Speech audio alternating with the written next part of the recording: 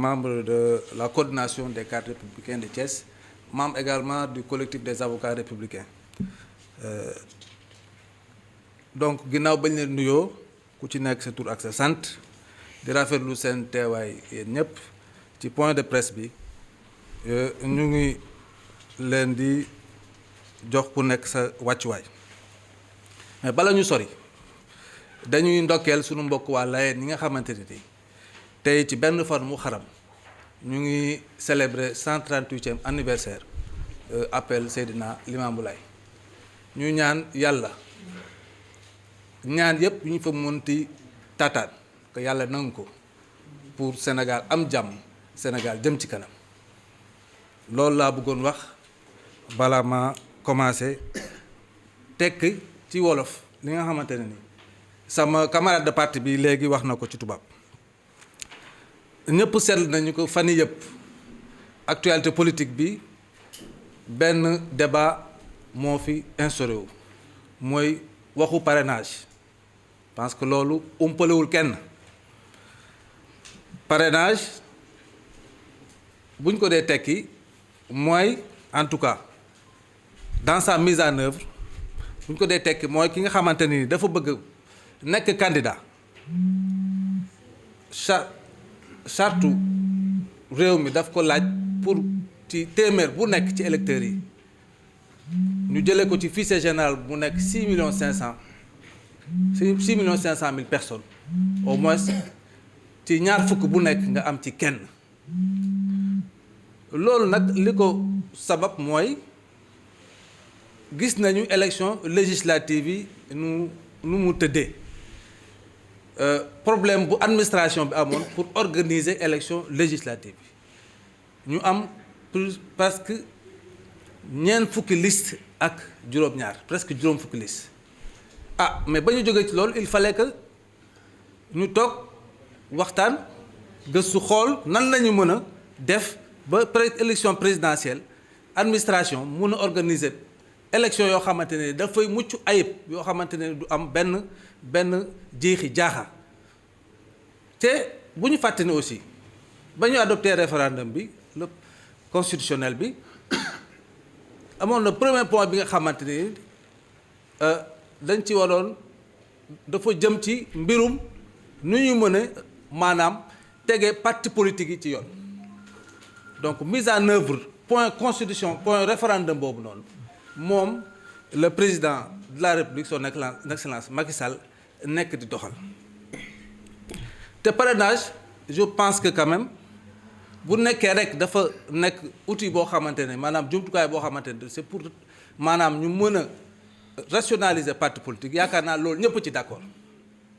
loolu ñëpp ci d'accord Sénégal yëpp ci d'accord parce que mënu suñu yoon continuer ci système bi d'autant plus que Sénégal bu ñu xoolee tey léegi ñu ngi ci presque 400 partis politiques te lu tax ñuy wax parti politique mu nekk il faut que mu nekk loo xamante ne ni benn organisation c'est vrai régie par le droit privé mais quand même mu am benn assise populaire assise nationale que nga mën ko mu am permanence di participer à des joutes électorales maanaam di participer ay élections daal di mailler le territoire national mais bu ñu xoolee critères yooyu yëpp tey parti yu bëri tey amuñ remplir duñu critère boobu parce que du ñu dem élection nekkuñu amuñu sax siège Diourbel wala Kaolack wala feneen ñu ngi diggante Dakar peut-être maximum ak Thiès donc loolu lañ fi am tey donc tey il fallait que simplement ñu xool système boo xamante ne képp ku bëgg a laaj suñu réew mi te ñoom ñëpp ñu bokk ko ñu xool yow est-ce que war nga ko mën a yor yow yaay kan d'abord parce que bu nekkee ni munoo réunir maanaam dajale sa kaw bopp ñi nga xamante ni téeméer bu nekk kenn wooteel la kooku ngal la saa bàyyi ñoo ak suñu réew parce que kooku yow ça veut dire que amoo benn popularité bu la mën a permettre nga mën a diriger suñu réew ñu ngi wax naan peut-être que parrainage bi dafa nekk benn moyen pour écarter ay candidats mais amoon na beneen moyen boo xamante ne nii mënoon na beneen moyen bu gën a gaaw pour écarter des candidats mooy ñu relever caution bi mais ce n'est pas le cas parce que caution bi tey bu ñu ko relever am ñoo xam bëri du ñu bokk ci élection yi mais loolu dafay nuru leneen comme li amoon France ñu naan vote censitaire moo tax ñu bëgg képp kuy voter képp koo xamante da nga nekk candidat nga am benn assise populaire mooy 1% de l'électorat sénégalais je pense que loolu nekk na loo xamante ne nii quand même xel war na ko mën a jàpp xel war na ko mën a jàpp. maintenant li am ba am mooy tey gis nañu que am nañu opposition boo xamante ne ni jël na ko def na ko cheval de bataille bay wax 23 juin bis mais yaakaar naa ni conditions yooyu taxoon ñun ñëpp ñu génn dem buur assemblée nationale le 23 juin yaakaar naa ni conditions yooyu quand même kenn mënul wax ni que conditions yooyu ci la ñu nekk tey ci contexte boobu la ñu nekk tey parce que simplement parrainage quand même mënuñu wax parrainage c'est égal confiscation du pouvoir ou bien confiscation de la volonté populaire non Sénégal dañu yàgg a voté depuis 1880 ñu ngi voté yaa ngi dégg donc parrainage dafa nekk système boo xamante ne simplement pour ñu mën a xam ñan ñoo am légitimité vraiment pour nekk candidat aux élections je pense que loolu ñëpp war nañ ci mën a d'accord d'autant plus que président ci boppam moom dafa tàllal loxoom pour nit ñi ñu waxtaan et puis tey ñi nga xamante ne ni tey ñooy ñaxtu di woote rassemblement buntu assemblée nationale mais parmi les 8 recommandations yi nga xamante ne nii ñoom defoon nañ ko mais 8e point bi ñoom ñëpp signé nañ ko muy parti politique yi nga xamante ni ñëpp ñu ngi fii ñoom ñëpp signé nañ recommandation boobu noonu sur le parrainage donc tey bu ñu nax sénégalais yi bu ñu signé ba noppi wëlbatiku di manipuler population bi naa leen en fait parrainage c'est pour simple dafa nekk outil boo xamante ni dañu bëgg a tere ñi nga xamante ne nii peut-être que ëllëg ci biir mun nañu jàkkaarloog Macky Sall wala mu indil ko ay jafe-jafe ñu bañ a nekk ay candidat loolu je pense quand même c'est un faux débat parce que sénégalais tamit maanaam am nañu xel xam nañu bu baax li ñuy def parce que kuy liggéey mënut a bokk ak kuy wax lu ñuy fayu c'est pas possible aujourd'hui je pense quand même Macky Sall bilan fal na ko bilan nekk na avocat am parce que quand même moom ba mu fi nekkee depuis 2012 ba léegi Sénégal yi bëri lu ñu xamul ci li ñu Macky Sall et je pense que li muy def nii wane na ko mooy dafay régler les questions politiques et de bonne gouvernance les questions politiques et de bonne gouvernance parce que déjà problème mandat bi réglé nañ ko féete na boor yaa ngi dégg le nombre de mandats durée mandat bi réglé nañ ko féete na boor mais il fallait que également ñu rationaliser les partis politiques loolu ñëpp ci d'accord 400 partis politiques pour un pays comme le Sénégal où nous sommes 15 millions d'habitants dafa ëpp donc président yaakaar naa ne bilan fal na ko parce que quand même boo xoolee tey du fonctionnaire bu am imputation budgétaire rek wala ki nga xamante ne yàlla may na ko wërsëg bu mun a am ay assurance maladie rek ñooy moom mun faju léegi je pense qu'il suffit nga adhéré bi ci benn mutuelle da ngay faju les enfants de moins de 5 ans bu ñu demee ci hôpital yi du ñu fay césarienne bi tey boo demee ci hôpitaux yi c'est gratuit sans compter ñi nga xamante ne ni mooy suñu mbokk waa kaw gi avec des projets structurants comme le PUDC le PUMA ay pistes de production ay forages ay écoles ay infrastructures au niveau des frontières je pense que quand même président bi la am fal na ko donc soxlawul ay parrainage pour simplement mun a jéem a maanaam jalgati wala quoi que ce soit déedéet dafa nekk rek loo xamante ne ni lu war la donc je pense que quand même Sénégal fi ñu toll nii yaakaar naa ni parrainage quand même leer na ci bopp nit ñi donc tey amul benn tey sénégalais bu ñu war a mën a gën a war a mën a jaxase xelam di ko génne naan ko demal manifester te ñoom en fait ñoom ñëpp ci seen bopp ñoom ñoo signé li nga xamante ni mooy recommandation boobu waaw donc loolu daa doon tënk ci wolof ci mbiru parrainage bu ñu dajale fii tey di leen gërëm ci seen teewaay wasalaam. Le Sénégal est à la croisée des chemins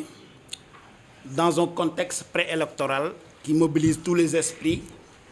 vers l'élection présidentielle de février 2019. Notre pays est très connu pour sa tradition démocratique, marquée par 2 alternances politiques, au moment où plusieurs nations continuent de patauger dans les eaux boueuses d'une dictature qui frise l'indignation. Cependant, le processus électoral, adossé à l'aspiration légitime d'un peuple à prendre en charge son propre destin, se caractérise par une diversité de candidatures dont la gestion apparaît aussi complexe que difficile, particulièrement lors de l'élection présidentielle. À cela s'ajoutent des investissements énormes pour légaliser des candidatures fantaisistes sur le dos du contribuable. Historiquement, notre jeune démocratie s'inscrit dans une logique d'amélioration constante des règles du jeu démocratique qui nous a valu tour à tour d'abord d'adopter à la veille des compétitions électorales le passage à l'isoloir comme garantissant le secret du vote, l'établissement de la liste électorale comme garantie de stabilisation de l'électorat, la présence des représentants des partis et d'observateurs indépendants comme gage de fiabilité du scrutin. Et enfin, le marquage des votants à l'encre indélébile comme moyen d'éradication des votes multiples, etc. Le 20 mars 2016, le peuple souverain a adopté par référendum, dont le premier point s'inscrit dans la dynamique de moderniser et de rationaliser les partis politiques dont la plupart ne disposent d'aucune assise populaire. Conscient du fait que le défaut de filtre d'accès à la candidature à la présidentielle risquerait de placer notre administration devant une multitude de candidatures techniquement ingérables, l'État a, en toute responsabilité, envisagé le parrainage pour tous, sans exception, comme pouvant permettre de surmonter définitivement les difficultés et réunir les conditions propices à organiser des élections rigoureuses et transparentes. L'esprit du parrainage s'inscrit donc dans la dynamique de bien légitimer les candidatures, à l'instar des grandes démocraties qui font de l'élection présidentielle un programme de la République, au-delà des velléités partisanes motivées par des agendas aux antipodes des préoccupations de la population sénégalaise. D'ailleurs, notre Constitution reconnaît bien le parrainage en son article 29 qui prévoit la recevabilité des candidatures indépendantes par au moins 10 000 signatures d'électeurs domiciliés dans 6 régions du Sénégal. L'objectif aujourd'hui est d'élargir la mesure aux partis politiques et arrêter définitivement cette discrimination dans l'exercice d'un droit garanti par la Constitution. Si le parrainage est institué comme pour éliminer des potentiels adversaires politiques, comme le prétendent certains, la caution ne pourrait-elle pas avoir la même finalité? Et pourtant, elle n'a pas suscité toute cette levée de bouclier constatée sur le principe du parrainage. Les potentiels adversaires, candidats du moins, particulièrement ceux de l'opposition, ont décidé que leur légitimité et leur représentativité soient déterminées par l'argent et non par le peuple souverain à travers 65 000 minimes signatures représentant 1% de l'électorat potentiel des Sénégalais. L'élection présidentielle étant le rendez-vous d'un homme avec son peuple, c'est sur la base de la confiance et de la transparence que ce choix crucial devrait être fait. Et le versement d'une caution ne garantit pas le principe. Nous avons donc la responsabilité historique de filtrer,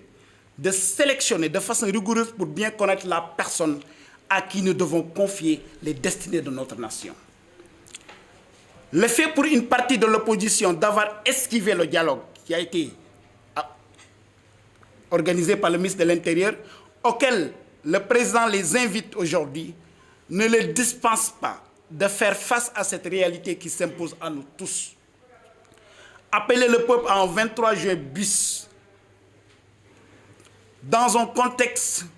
social, politico-social différent, qui est loin de refléter les mobiles de la confiscation de la légitimité populaire ayant sous-tendu cette belle mobilisation historique des forces vives de la nation, dont le premier jalon a été posé lors des émeutes de l'électricité le 17 février 2011, ne peut être qu'une dérobade. Nous étions là pour dire non aux dérives d'une révolution monarchique en gestation. Nous étions là pour dire non au bâillonnement de la liberté de la presse. Nous étions là pour dire non à la loi d'amnistie et à la culture de l'impunité. Nous étions là pour dire non à la violation de la Constitution contre un troisième mandat et un mode d'élection au suffrage universel avec 27% qu'on appelle le cadre bloquant. Aujourd'hui, nous sommes plus que jamais déterminés à restaurer l'ordre républicain après avoir libéré notre pays des mains aventureuses pendant que les autres sont prêts à toute forme d'alliance pour satisfaire leur attachement boulimique au pouvoir. En tant que dépositaire de la légitimité populaire, depuis mars 2012, le président de la République, Macky Sall, a réussi à maîtriser l'inflation des prix des denrées de première nécessité, plusieurs fois réduite, le prix des hydrocarbures en dépit d'une conjoncture internationale instable. Des projets innovants et révolutionnaires comme le PUDC et le PUMA réhabilitent aujourd'hui les populations du monde rural et les zones frontalières qui ont été oubliées dans le contexte, donc qui ont été oubliées dans la réflexion et la mise en œuvre des politiques publiques depuis les années 60. Au niveau des infrastructures, la nouvelle ville de Diamniadio pour désengorger Dakar voit le jour et cristallise l'espoir de réalisation d'un rêve légitime de toute la population sénégalaise. Aujourd'hui, grâce à la vision d'un homme, chaque Sénégalais peut affirmer avec beaucoup de fierté: je ne suis pas un fonctionnaire, ni un agent de l'État pour bénéficier d'une imputation budgétaire, ni d'une assurance maladie. Mais j'ai mon carnet de mutuelle de santé pour aspirer aux avantages de ces mesures sociales inédites et révolutionnaires dans un Sénégal de tous et pour tous. Ce bilan aussi élogieux reste notre meilleur avocat pour parler au peuple. Pour parler au peuple. Et prouve, s'il en est besoin, que nous avons le temps de l'action pour prendre en charge les préoccupations des Sénégalais et non le temps de la manœuvre et du clivage, du verbiage dans l'espoir de salir l'image d'adversaires qui ont fini de se convaincre que le Sénégal a plus besoin, que le Sénégalais a plus besoin d'actes que de paroles. Il reste clair que si véritablement un candidat à l'élection présidentielle n'est pas capable d'obtenir 65 000 signatures de Sénégalais, il ne mérite pas, en toute logique, qu'on lui imprime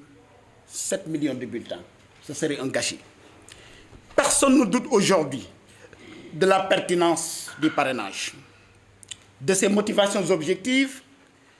des procédés légaux de sa mise en œuvre pour une gestion rigoureuse des élections. Enfin, à l'absence de toute proposition alternative, car c'est ce que nous attendons de l'opposition, permettant de limiter l'éventuelle floraison de candidatures à la prochaine présidentielle, le président de la République reste dans les dispositions de poursuivre le dialogue pour des améliorations possibles. La balle est donc dans le camp de l'opposition qui, pour des calculs politiciens, adopte la dérobade comme stratégie de manipulation de l'opinion. Donc je vous remercie de votre aimable attention.